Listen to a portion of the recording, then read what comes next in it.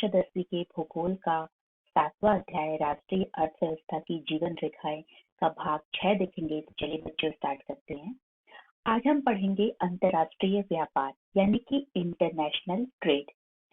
देखिए बच्चों, क्या होता है ट्रेड, क्या होता है सबसे पहले हमें ये समझना है। ट्रेड मतलब अगर मान लीजिए कि दो व्यक्तियों के बीच, बहुत ही अगर मैं आपको सिंपली भाषा में कहूँ तो किसी भी दो पक्षों के बीच अगर कोई वस्तुओं का आदान प्रदान होता है तो उसे हम ट्रेड या व्यापार कहते हैं। लेकिन अब हमें आज इस टॉपिक में पढ़ना है इंटरनेशनल ट्रेड यानी कि अंतर्राष्ट्रीय व्यापार। तो जैसा कि आप जानते हैं अंतर्राष्ट्रीय यानी कि इंटरनेशनल मतलब राष्ट्र, मतलब एक राष्ट्र में सीमित नहीं होके राष्ट्र के बाहर, यानी कि जब दो देशों के बीच, एक देश एक राष्ट्र और दूसरा राष्ट्र, तो जब दो देशों या दो राष्ट्रों के बीच जो व्यापार होता है उसे हम क्या कहते हैं, उसे हम अंतर्राष्ट्रीय व्यापार कहते हैं। राज्यों और देशों में व्यक्तियों के बीच वस्तुओं का आदान प्रदान व्यापार कहलाता है। बाजार यानी कि मार्केट, देखिए मार्केट क्या होता है, मार्केट एक ऐसी जगह है जहां इनका विनिमय होता है। मतलब वस्तुएं जो है वो कहाँ पे क्रय विक्रय की जाती है, कहाँ पर जो है उनका विनिमय होता है, तो वो होता है आपका मार्केट में यानी कि बाजार में। और दो देशों के मध्य जब यह व्यापार होता है तो उसे हम क्या कहते हैं, उसे हम अंतर्राष्ट्रीय व्यापार कहते हैं। अब ये जो व्यापार होता है वो किस तरीके से होता है, मतलब कौन कौन से रास्तों से जो है वो होता है, किस तरीके से है, तो ये होता है या तो बाय एयर मतलब कि हवाई के तहत भी हो सकता है, बाय वाटर यानी कि समुद्री सतह पे, मतलब समुद्री जो है समुद्र के द्वारा भी जो है वो व्यापार होता है, और इस तरीके के द्वारा भी हो सकता है। देखिए आप जानते हैं बहुत सारे रोड है जो बाय रोड जो है बहुत सारा होता है। मोस्टली जो होता है वो बाय एयर होता है, और उससे भी और साथ साथ किससे होता है, बाय वाटर। तो ये जो है अंतर्राष्ट्रीय व्यापार जो है वो समुद्री, हवाई और स्थलीय मार्गों के द्वारा होता है। यद्यपि स्थानीय व्यापार, अब हम देखते हैं कि भाई लोकल ट्रेड जो होता है वो क्या होता है। तो जो स्थानीय व्यापार होता है वो शहरों, कस्बों और गांव में होता है। मतलब लोकल एरिया में, लाइक आपकी भाई कोई आपकी सिटी है वहां होता है, शहर होते हैं, छोटे छोटे जिले होते हैं, गांव होते हैं। तो यहाँ पे जो व्यापार होता है उसे हम क्या कहते हैं, भाई लोकल मार्केट है बोलते हैं ना। तो ये स्थानीय व्यापार होता है। राज्य स्तरीय व्यापार भी होता है, भी स्टेट लेवल के भी जो है वो ट्रेड होते हैं। तो स्टेट लेवल के ट्रेड वो होते हैं जो दो मतलब दो राज्य या फिर दो से अधिक राज्यों के बीच में होता है। मान लीजिए फॉर एग्जांपल भाई महाराष्ट्र और गुजरात के बीच अगर कोई ट्रेड हो रहा है तो ये क्या होगा, इस तरीके का जो ट्रेड होगा उसको हम बोलेंगे स्टेट लेवल ट्रेड यानी कि राष्ट्र स्तरीय व्यापार। अब एक देश के अंतर्राष्ट्रीय व्यापार की प्रगति उसके आर्थिक वैभव का सूचक है। देखिए कोई भी कंट्री हो, उसका आर्थिक वैभव क्या होता है, वहां का इंटरनेशनल मार्केट, इंटरनेशनल ट्रेड, क्योंकि इससे हमें बहुत सारे फॉरेन पैसे मिलते हैं, ठीक है। और ये जो है किसी भी राष्ट्र की समृद्धि के लिए बहुत आवश्यक होता है। इसीलिए जो है इंटरनेशनल व्यापार को क्या कहा गया है, इसे किसी भी कंट्री का, किसी भी राष्ट्र का आर्थिक बैरोमीटर कहा गया है। मतलब किसी कंट्री का इकोनॉमिक बैरोमीटर जो है वो इसे कहा गया है। अब सभी देश अंतर्राष्ट्रीय व्यापार पर निर्भर है क्योंकि संसाधनों की उपलब्धता क्षेत्रीय है। देखिए इंटरनेशनल ट्रेड क्यों जरूरी है, क्योंकि भाई लिमिटेड ही हमें जो है वो रिसोर्सेस हैं। तो और कभी कभी क्या होता है, अर्थात इनका वितरण जो है वो असमान होता है। कहीं किसी के पास कोई रिसोर्सेज बहुत ज्यादा होते हैं, कहीं किसी के पास कम होते हैं। अब जो आपने ट्रेड में जो बहुत जरूरी चीज है वो होती है आपका बीओआई यानी बैलेंस ऑफ ट्रेड। अब बैलेंस ऑफ ट्रेड क्या होता है, मान लीजिए मैं आपको बताती हूँ कि जैसे अगर अगर मैंने 15 रुपए में कोई भी वस्तु, कोई भी चीज जो है वो खरीदी और उसको मैं 20 रुपए में उसको सेल करती हूँ, उसको बेचती हूँ, तो ये मुझे जो बीच का जो पैसा है, मतलब जो डिफरेंस है दोनों के बीच में, जो मैंने बाय और सेल किया उसके बीच में डिफरेंस कितना पैसा आ रहा है, 5 रुपए का आ रहा है।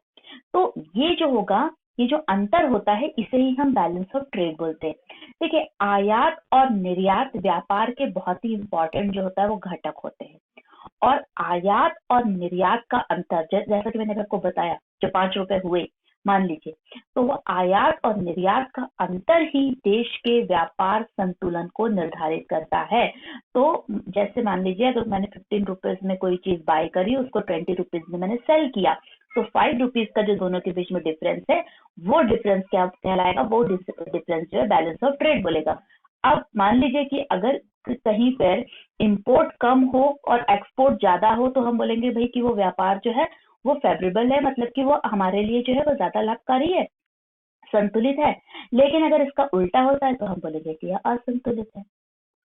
देखो, अगर निर्यात मूल्य आयात मूल्य से अधिक हो तो उसे अनुकूल व्यापार संतुलन कहेंगे, कि भाई जो हम निर्यात कर रहे हैं, निर्यात का जो मूल्य है वो आयात करने वाले मूल्य से अधिक होता है, तो इसका मतलब क्या है, व्यापार कैसा होगा। ऑब्वियसली बात है कि भाई अगर जो चीज हम बेच रहे हैं वो उसकी कॉस्ट ज्यादा है किसकी अपेक्षा, जिस चीज को हम खरीद रहे हैं, तो उस तो इससे क्या होगा, उस देश का व्यापार संतुलन जो होगा वो अनुकूल होगा।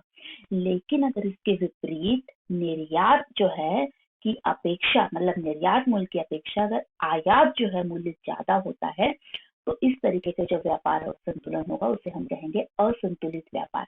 और देखिए, किसी भी राष्ट्र की समृद्धि के लिए, उसके विकास के लिए बहुत जरूरी है कि वहाँ का जो व्यापार हो वो क्या हो, संतुलित व्यापार हो।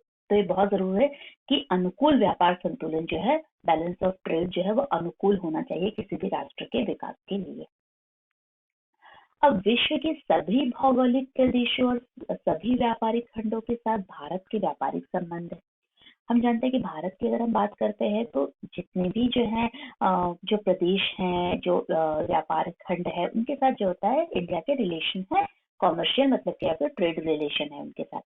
भारत में निर्यात होने वाली कौन कौन सी चीजें हैं, अब हम ये देखेंगे। देखिए, भारत में निर्यात होने वाली जो प्रमुख वस्तुएं हैं वो है रत्न, जवाहरात, रसायन एवं संबंधित उत्पाद, रसायन से संबंधित उत्पाद और कृषि से संबंधित उत्पाद। ये मुख्य रूप से क्या होती है, ये सारी चीजें निर्यात होती हैं। और भारत में जो आयात होती है वस्तु, उसमें क्या हो, उसमें आपका कच्चा पेट्रोलियम के उत्पाद है, रत्न और जवाहरात भी होते हैं, और इसके अलावा जो होता है कुछ धातुएं होती हैं, मशीनें हैं, कृषि है, और अन्य उत्पाद जो है इसमें शामिल होते हैं। भारत अंतर्राष्ट्रीय स्तर पर एक सॉफ्टवेयर महाशक्ति के रूप में उभरा है और सूचना प्रौद्योगिकी के माध्यम से अत्यधिक विदेशी मुद्रा अर्जित कर रहा है। तो जो मैंने आपको पहले भी कई चैप्टर में, कई लेक्चर में ये बात बताई है कि आज जो है भारत जो है वो एक हब बन गया है और सॉफ्टवेयर इंडस्ट्रीज का। ठीक है, सॉफ्टवेयर जो है वो भारत में, उसमें जो है भारत ने बहुत ज्यादा अपने आप को इम्प्रूव किया है और पूरे विश्व के सामने जो होता है एक उदाहरण पेश किया है। और इंफॉर्मेशन टेक्नोलॉजी के माध्यम से क्या होता है, आज अगर हम सबसे ज्यादा बोलेंगे कि हमें फॉरेन जो करेंसी मिल रही है या हम जो फॉरेन अर्निंग पे डिपेंड है, वो हम किस पे डिपेंड है, तो मुख्य रूप से हम सॉफ्टवेयर पर डिपेंड है। तो किसी भी देश के लिए जो उसकी विदेशी मुद्रा होती है वो उस देश के विकास के लिए बहुत इंपॉर्टेंट होती है। और इस तरीके से भारत जो है जितना ज्यादा सॉफ्टवेयर में मतलब उसको इतना ज्यादा वो प्रगति किया है कि उसकी वजह से ये संभव हो पाया कि हम ज्यादा से ज्यादा विदेशी मुद्रा जो है अपने देश के लिए अर्जित कर सके। अब इसके बाद हम बात करेंगे पर्यटन एक व्यापार के रूप में, यानी कि टूरिज्म एज अ ट्रेड। ठीक है, तो टूरिज्म यानी कि पर्यटन। अब पर्यटन में आप जानते हैं कि देखिए मुख्य रूप से क्या होता है, जब एक लोग जो है, कुछ लोग मतलब लोग जो है एक देश से दूसरे देश या अपने देश के अंदर ही अगर कोई विभिन्न स्थलों का जो भ्रमण करते हैं, उसे हम सिंपली शब्द में कह सकते हैं कि भाई वो पर्यटन है। अगर हम जो व्यक्ति से पर्यटन को, आजकल क्या हो रहा है कि टूरिज्म जो है वो केवल ऐसा नहीं हुआ है कि घूमना जाना ही नहीं हुआ है, बल्कि उसके साथ साथ ना पर्यटन जो है एज ए ट्रेड हो गया है। अब एक व्यापार के रूप में जो है वो उभर कर आया है। आपको पता है टूरिज्म से बहुत ज्यादा पैसा मिलता है कंट्री को, क्योंकि फॉरेन लोग भी जो होता है, फॉरेनर्स भी यहाँ बहुत सारे आते हैं। तो इंडिया में जो है जो टूरिज्म है वो एक ट्रेड के रूप में जो है अब उभर कर सामने आया है। अगर हम पिछले 3 दशकों में भारत में पर्यटन उद्योग में बहुत ज्यादा महत्वपूर्ण वृद्धि हुई है। 150 लाख से अधिक व्यक्ति पर्यटन उद्योग में प्रत्यक्ष रूप से संलग्न है। और पर्यटन जो होता है, देखिए क्या होता है, पर्यटन जो है वो किसी भी देश की राष्ट्रीय एकता को प्रमोट करता है, उसको प्रोत्साहित करता है। और इसके साथ साथ जो स्थानीय हस्तकला है, जो सांस्कृतिक उद्यम होते हैं उनको भी जो है वो प्रेशर देता है, उनको भी ग्रोथ करने में जो है वो हेल्प करता है। तो आज पर्यटन इंडस्ट्री, अगर टूरिज्म इंडस्ट्री से देखें तो कितने लोग को ये जो है एम्प्लॉयमेंट जो है वो प्रोवाइड करवा रहा है, रोजगार देने में जो है वो सक्षम है। और बहुत सारे व्यक्ति जो है वो इसमें प्रत्यक्ष रूप से भी जो है वो इसमें लगे हुए हैं। अंतर्राष्ट्रीय स्तर पर अगर हम पर्यटन की बात करते हैं तो ये हमें संस्कृति और विरासत की समझ विकसित करने में सहायक होता है।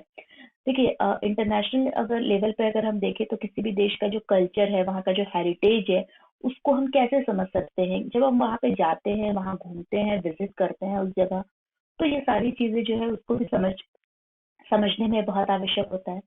विदेशी अगर हम पर्यटक की बात करते हैं, पर्यटक मतलब कि जो फॉरेनर जो यात्री यहाँ पर यात्रा करते हैं, तो वो जो है वो भारत में क्या-क्या चीजें जो है के लिए आते हैं, तो विशेष रूप से जो है वो विरासत पर्यटन को देखने के आते हैं। पहाड़ी पर्यटन यानी कि इको टूरिज्म, रोमांचकारी पर्यटन, सांस्कृतिक पर्यटन, चिकित्सा पर्यटन तथा व्यापारिक पर्यटन के लिए जो है वो भारत में आते हैं। देश के विभिन्न भागों में पर्यटन की आज बहुत ज्यादा जो है वो संभावनाएं हैं, अपार संभावनाएं जो है ये आज यहाँ पर हमारे देश में है। पर्यटन उद्योग के विकास हेतु विभिन्न प्रकार के पर्यटन को बढ़ावा देने के लिए आज प्रयास किए जा रहे हैं। अगर आप देखिए हर स्टेट जो है वो कुछ ना कुछ अपने पर्यटन को जो है बढ़ावा देने के लिए बहुत ज्यादा कोशिश कर रहे हैं। तो इस तरीके से जो है उन्होंने पूरे टूरिज्म साइट बनाई हुई है अपनी, और लोगों के लिए अच्छे अच्छे मतलब वहाँ के टूरिज्म, आजकल आपको होटल मिल जाएंगे। तो ये सारी चीजें जो है वो पर्यटन को बढ़ावा देने के लिए की जा रही है। So what did we learn today? आज हमने क्या पढ़ा और क्या सीखा? बच्चों, आज हमने दो चीजों को यहाँ पे अपने इस लेक्चर में डिस्कस किया। पहला हमने देखा कि इंटरनेशनल ट्रेड यानी कि अंतर्राष्ट्रीय व्यापार क्या है। भारत जो है वो अंतर्राष्ट्रीय व्यापार में किन चीजों को निर्यात करता है, किन चीजों का आयात करता है, इस बारे में हमने देखा। और दूसरा हमने देखा कि पर्यटन जो है, आज जो टूरिज्म है वो एज अ ट्रेड मतलब एक व्यापार के रूप में उभर कर सामने आया है। इन सारी चीजों को आज हमने अपने इस लेक्चर में डिस्कस किया।